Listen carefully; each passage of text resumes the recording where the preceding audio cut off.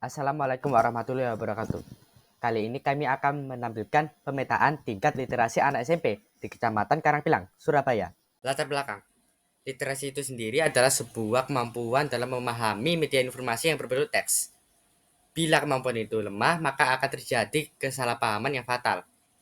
Permasalahan literasi di Indonesia sendiri cukup beragam. Salah satunya adalah rendahnya tingkat literasi, kualitas guru yang kurang kompeten, dan perkembangan teknologi sehingga orang-orang pada malas baca gitu.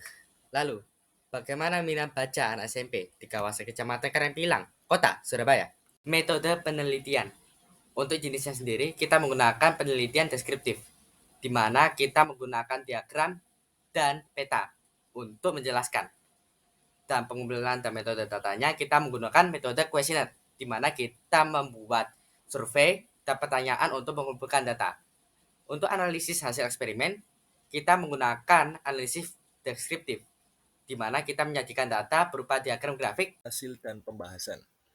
Kemampuan literasi berdasarkan waktu membaca siswa. Berdasarkan tabel ini, waktu baca siswa SMP di Kecamatan Karangpilang berada di rata-rata waktu 0 sampai 1 jam per hari dan 1 sampai 2 jam per hari. Nah, bisa dilihat di tabel ini, dalam opsi tersebut ada mencapai angka 50% ya dari 100 responden, yang menunjukkan bahwa separuh dari responden memiliki waktu baca yang sesuai dengan opsi tersebut. Lanjut ke bagian selanjutnya, yaitu apakah siswa menikmati buku atau bacaan. Dalam berdasarkan peta ini, siswa yang memiliki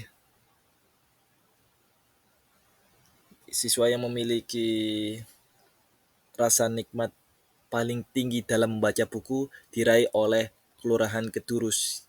Kelurahan Kedurus itu yang paling utara, dilanjut Kelurahan Kebraun di bawahnya, Kelurahan Karangpilang di bawahnya Kelurahan Kebraun, dan Kelurahan Warugunung di sebelah barat, paling barat di Kecamatan Karangpilang. Lanjut, yang selanjutnya yaitu apakah siswa kesulitan menemukan kalimat utama. Di dalam peta ini, siswa di SMP Kecamatan Karangpilang cukup bisa menemukan kalimat utama. Mungkin hanya saja di Kelurahan Kebraun ada siswa yang sedikit kesulitan dalam menemukan kalimat utama. Lanjut ke data selanjutnya, yaitu apakah siswa kesulitan memahami suatu bacaan. Nah, berdasarkan peta ini, seluruh siswa SMP dan kelurahan di Kecamatan Karangpilang cukup cukup cukup mudah untuk memahami suatu bacaan. Bisa dilihat warnanya merata, legendanya merata, yaitu di kisaran angka 0 sampai 25%. Lanjut ke bagian selanjutnya, yaitu media yang sering digunakan untuk mencari informasi. Bisa dilihat di dalam diagram lingkaran ini, yang mendominasi adalah media sosial sebagai media pencari informasi, disusul dengan media cetak dan komunitas. Lanjut ke bagian selanjutnya, jenis buku yang diminati oleh siswa SMP di Kecamatan Karangpilang.